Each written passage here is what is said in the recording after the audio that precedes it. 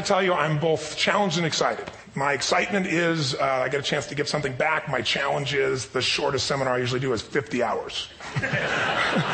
And I'm not exaggerating. I do weekends, and what I do more than that, obviously, coach people, but I'm into immersion. Because how'd you learn language?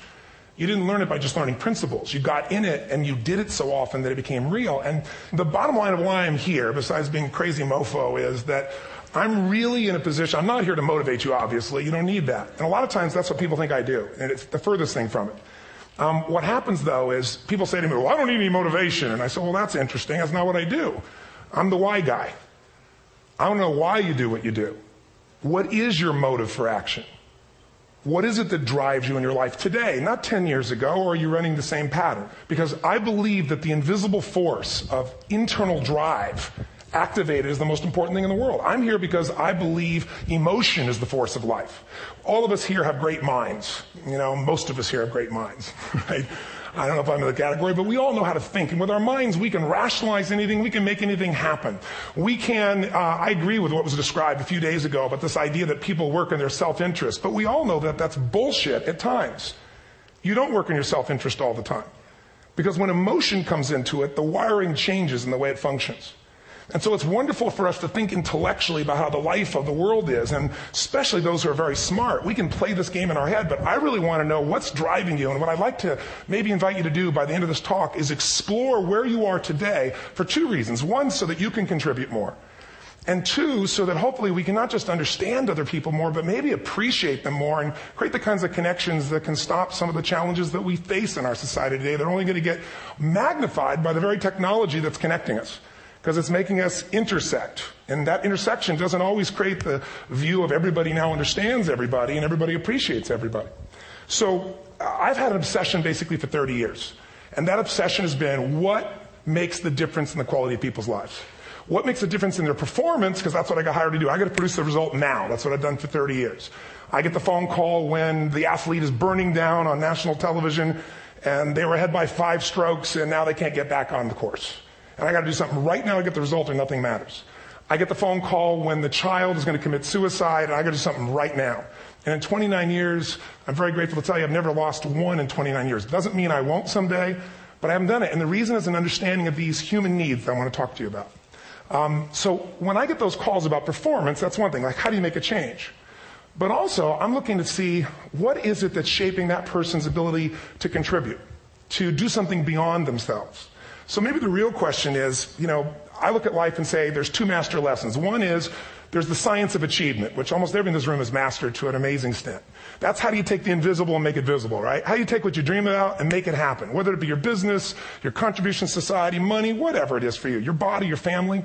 But the other lesson of life that is rarely mastered is the art of fulfillment. Because science is easy, right? We know the rules. You write the code, you follow those, and you get the result. Once you know the game, you just, you up the ante, don't you? But when it comes to fulfillment, that's an art. And the reason is it's about appreciation and it's about contribution. You can only feel so much by yourself. So I've had an interesting laboratory to try to answer the question of the real question, which is what's the difference in somebody's life if you look at somebody like those people that you've given everything to, like all the resources they say they need. You gave them not a $100 computer, you gave them the best computer. You gave them love, you gave them joy, you were there to comfort them. And those people very often, and you know some of them I'm sure, end up the rest of their life with all this love, education, money, and background, spending their life going in and out of rehab. And then you meet people that have been through ultimate pain, psychologically, sexually, spiritually, emotionally abused, and not always, but often they become some of the people that contribute the most to society. So the question we've got to ask ourselves really is, what is it? What is it that shapes us? And we live in a therapy culture. Most of us don't do that, but the culture is a therapy culture. And what I mean by that is the mindset that we are our past. And everybody in this room, you wouldn't be in this room if you bought that theory, but most of society thinks biography is destiny. The past equals the future. And of course it does if you live there. But what people in this room know, and what we have to remind ourselves though, because you can know something intellectually. You can know what to do and then not use it, not apply it. So really what we got to remind ourselves is decision is the ultimate power. That's what it really is. Now, when you ask people, have you failed to achieve something? How many have ever failed to achieve something significant in your life? Say, I. Thanks for the interaction on a high level there. But if you ask people, why didn't you achieve something? Somebody who's working for you, or a partner, or even yourself, and you failed to achieve a goal, what's the reason people say they failed to achieve? What do they tell you? didn't know enough, didn't have the knowledge, didn't have the money, didn't have the time, didn't have the technology. I didn't have the right manager. Didn't have the Supreme Court.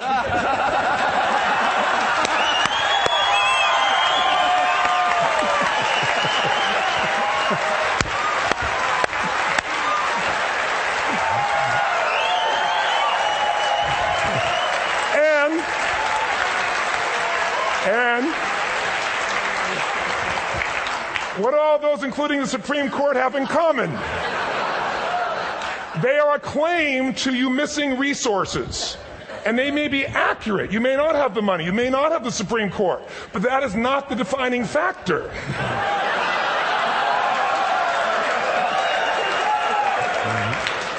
And you correct me if I'm wrong.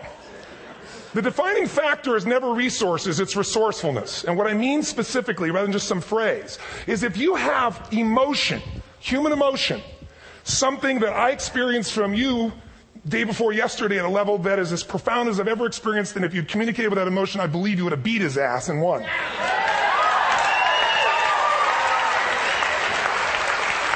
But how easy for me to tell him what he should do. Idiot, Robbins.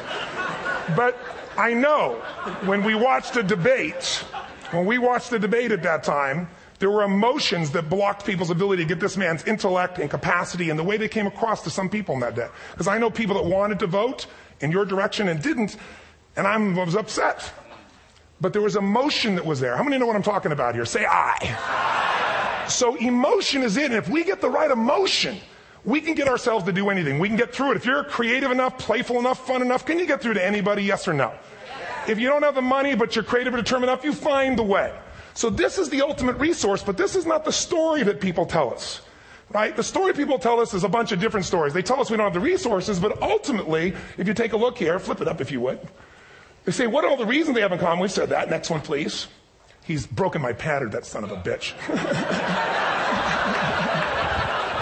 But I appreciated the energy, I'll tell you that. What determines your resources? We've said decisions shape destiny, which is my focus here. If decisions shape destiny, what determines it is 3 decisions. What are you going to focus on? Right now, you have to decide what you're going to focus on. In this second, consciously or unconsciously, the minute you decide to focus on something, you've got to give it a meaning. And whatever that meaning is produces emotion. Is this the end or the beginning? Is God punishing me or rewarding me, or is this the roll of the dice? And emotion then creates what we're going to do, or the action. So think about your own life, the decisions that have shaped your destiny. And that sounds really heavy, but in the last 5 or 10 years, 15 years, haven't there been some decisions you've made that if you made a different decision, your life would be completely different? How many can think of one, honestly? Better or worse? Say I. So the bottom line is maybe it was where to go to work, and you met the love of your life there. Maybe it was a career decision. I know the Google geniuses I saw here. I understand that their decision was to sell their technology at first. What if they made that decision versus to build their own culture? How would the world be different? How would their lives be different? Their impact. The history of our world is these decisions. When a woman stands up and says, no, I won't go to the back of the bus, she didn't just affect her life. That decision shaped our culture. Or someone standing in front of a tank. Or being in a position like Lance Armstrong and someone says to you, you've got testicular cancer. That's pretty tough for any male, especially if you ride a bike. Right? You got it in your brain, you got it in your lungs. But what was his decision of what to focus on? Different than most people. What did it mean? It wasn't the end, it was the beginning. What am I going to do? He goes off and wins 7 championships he never won once before the cancer because he got emotional fitness, psychological strength.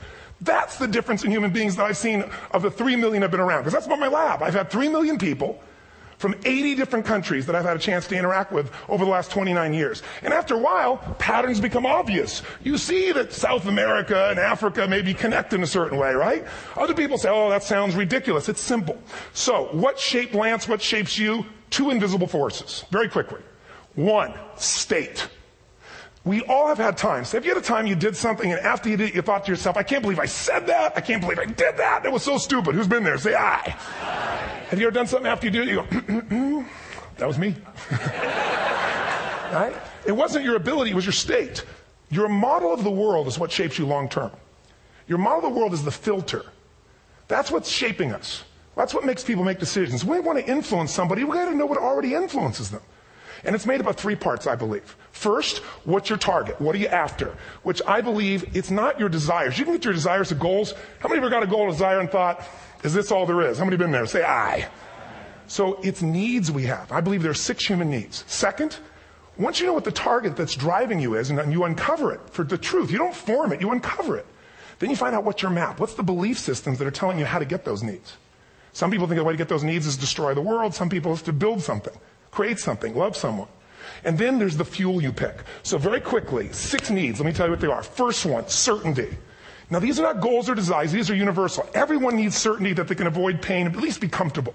Now how do you get it? Control everybody, develop a skill, give up, smoke a cigarette. If you got totally certain, ironically, even though we all need that, like you're not certain about your health or your children or money, you don't think about much more. You're not sure the ceiling's going to hold up. You're going to listen to any speaker. But while we go for certainty differently, if we get total certainty, we get what? What do you feel if you're certain? You know what's going to happen, when it's going to happen, how it's going to happen. What would you feel? Bored out of your mind. So God, in her infinite wisdom, gave us a second human need, which is uncertainty. We need variety. We need surprise. How many of you here love surprises? Say aye. Bullshit. You like the surprises you want. The ones you don't want, you call problems, but you need them. So variety is important. Have you ever rented a video or a film that you've already seen? Who's done this? Get a fucking life. Right? Why are you doing it? You're certain it's good because you read it before, saw it before, but you're hoping it's been long enough you've forgotten enough there's variety. Third human need, critical, significance. We all need to feel important, special, unique. You can get it by making more money. You can do it by being more spiritual. You can do it by getting yourself in a situation where you put more tattoos and earrings in places humans don't want to know. Whatever it takes. The fastest way to do this, if you have no background, no culture, and no belief in resources or resourcefulness, is violence. If I put a gun to your head and I live in the hood, instantly I'm significant. 0 to 10, how high? 10. How certain am I you're going to respond to me? 10. How much uncertainty? Who knows what's going to happen next? Kind of exciting. Like climbing up into a cave and doing that stuff all the way down there. Total variety and uncertainty. And it's significant, isn't it? So you're willing to risk your life for it. So that's why violence has always been around and will be around unless we have a consciousness change as a species. Now you can get significance a million ways, but to be significant, you got to be unique and different. Here's what we really need. Connection and love. Fourth need. We all want it. Most people settle for connection because love's too scary. Don't want to get hurt. Who here has ever been hurt in an intimate relationship? Say aye. If you don't raise your hand, you'll have had other shit too. Come on. And you're going to get hurt again. Aren't you glad you came to this positive visit? But here's what's true. We need it. We can do it through intimacy, through friendship, through prayer, through walking in nature. If nothing else works for you, get a dog. Don't get a cat, get a dog. Because if you leave for 2 minutes, it's like you've been going for 6 months when you show back up again 5 minutes later, right? Now, these first 4 needs, every human finds a way to meet. Even if you lie to yourself, even if you have split personalities. But the last 2 needs, the first 4 needs are called the needs of the personality, is what I call it. The last 2 are the needs of the spirit. And this is where fulfillment comes. You won't get fulfillment from the first 4. You'll figure a way, smoke, drink, do whatever, meet the first 4. But the last 2, number 5, you must grow. We all know the answer here. If you don't grow, you what? If a relationship's not growing, if a business is not growing, if you're not growing, it doesn't matter how much money you have, how many friends you have, how many people love you, you feel like hell. And the reason we grow, I believe, is so we have something to give of value. Because the 6th need is to contribute beyond ourselves. Because we all know, corny as it sounds, the secret of living is giving. We all know life's not about me, it's about we. This culture knows that. This room knows that. And it's exciting. When you see Nicholas up here talking about his $100 computer, the most passionate, exciting thing is here's a genius, but he's got a calling now. You can feel the difference in him. And it's beautiful. And that calling can touch other people. In my own life, my life was touched because when I was 11 years old, Thanksgiving, no money, no food, and we're not going to starve, but my father was totally messed up. My mom was letting him know how bad he messed up. And somebody came to the door and delivered food. My father made 3 decisions. I know what they were briefly. His focus was, this is charity. What does it mean? I'm worthless. What I got to do? Leave my family, which he did. The time, one of the most painful experiences of life. My 3 decisions gave me a different path. I said, focus on, there's food. What a concept. You know? Second, but this is what changed my life. This is what shaped me as a human being. Somebody's gift. I don't even know who it is. I thought, my father always said, no one gives a shit. And all of a sudden, somebody I don't know, they're not asking for it, this is giving our family food, looking out for us. It made me believe this. What does it mean? That strangers care. And what that made me decide is, if strangers care about me and my family, I care about them. What am I going to do? I'm going to do something to make a difference. So when I was 17, I went out one day on Thanksgiving. It was my target for years, have enough money to feed 2 families. Most fun thing I ever did in my life, most moving. Then next year I did 4. And I didn't tell anybody what I was doing. Next year, 8. I wasn't doing it for brownie points. But after 8, I thought, shit, I could use some help. So sure enough, I went out, and what did I do? I got my friends involved, and I grew companies, and I got 11 companies, and I built a foundation. Now, 18 years later, I'm proud to tell you, last year we fed 2 million people in 35 countries through our foundation, all during the holidays, Thanksgiving, Christmas, in all the different countries around the world. It's been fantastic. Thank you.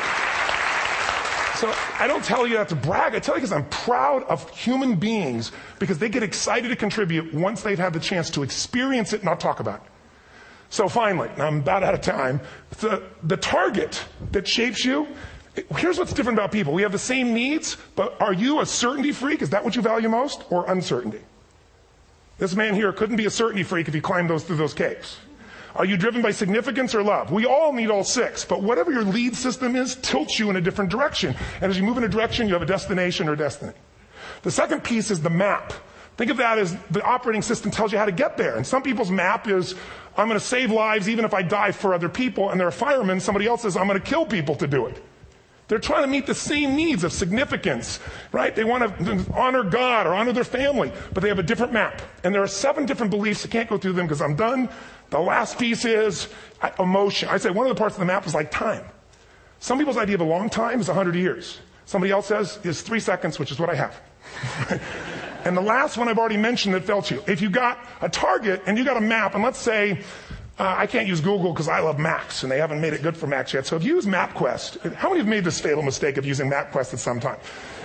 You use this thing and you don't get there. Well, imagine if your beliefs guarantee you can never get to where you want to go. The last thing is emotion. Now, here's what I'll tell you about emotion. There are 6,000 emotions that we all have words for in the English language, which is just a linguistic representation, right? It changes by language. But if your dominant emotions, if I have more time, I have 20,000 people or 1,000, and I have them write down all the emotions that they experience in an average week. And I give them as long as they need. And on one side, they write empowering emotions, the other is disempowering. Guess how many emotions people experience? Less than 12. And half of those make them feel like shit. So they got 5 or 6 good frickin' feelings, right? It's like they feel happy, happy, excited, oh shit, frustrated, overwhelmed, depressed.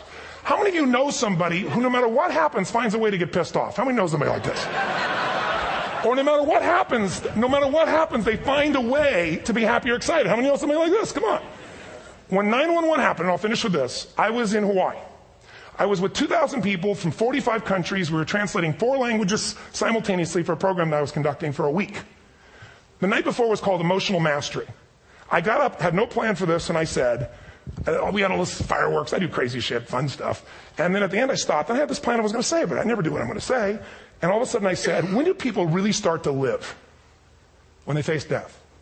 And then I went through this whole thing about if you were going to get off this island, if 9 days from now you were going to die, who would you call? What would you say? What would you do? One woman, well, that night is when 9/11 happened.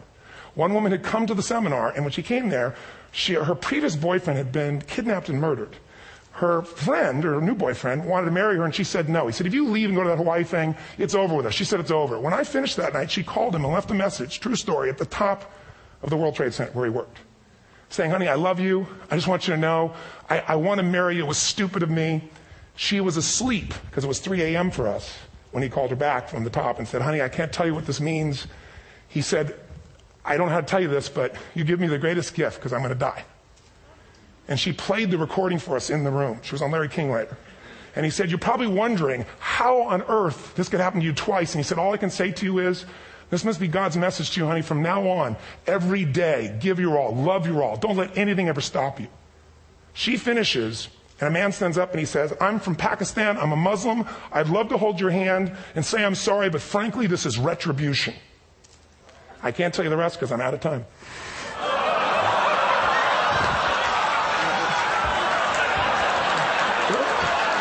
Are you sure? Finish the story. 10 seconds. 10 seconds. No, I want to be respectful. 10 seconds. All I can tell you is I brought this man on stage with a man from New York who worked in the World Trade Center, because I had about 200 New Yorkers there. More than 50 lost their entire companies, their friends, marking off their Palm Pilots. One financial trader, this woman made of steel, bawling. 30 friends crossing off that all died. And what I did to people is said, what are we going to focus on? What does this mean, and what are we going to do? And I took the group and got people to focus on, if you didn't lose somebody today, your focus is going to be how to serve somebody else. There are people, one woman got up, she was so angry and screaming and yelling. She wasn't from New York. She's not an American. She doesn't know anybody here. I said, you always get angry. She said, yes. Guilty people got guilty. Sad people got sad. And I took these two men and did what I call an indirect negotiation. Jewish man with family in the occupied territory, from New York, who would have died if he was at work that day. And this man who wanted to be a terrorist, and made it very clear. And the integration that happened is on a film, which I'll be happy to send you, so you can really see what actually happened instead of my verbalization of it. But the two of them not only came together and changed their beliefs and models of the world, but they worked together to bring, for almost 4 years now, to various mosques and synagogues, the idea of how to create peace. And he wrote a book, which is called My Jihad, My Way of Peace. So transformation can happen. So my invitation to you is this. Explore your web, the web in here. The needs, the beliefs, the emotions that are controlling you. For two reasons. So there's more of you to give. Achieve too. We all want to do it. But I mean give. Because that's what's going to fill you up. And secondly, so you can appreciate, not just understand, that's intellectual, that's mind, but appreciate what's driving other people. It's the only way our world's going to change. God bless you. Thank you. I hope this was served. Tony Robbins.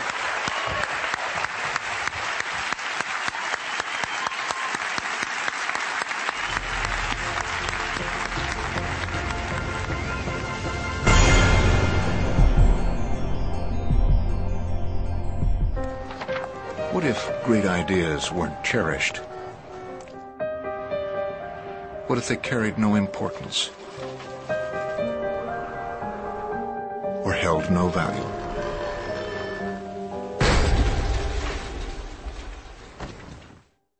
There is a place where artistic vision is protected, where inspired design ideas live on to become ultimate driving machines.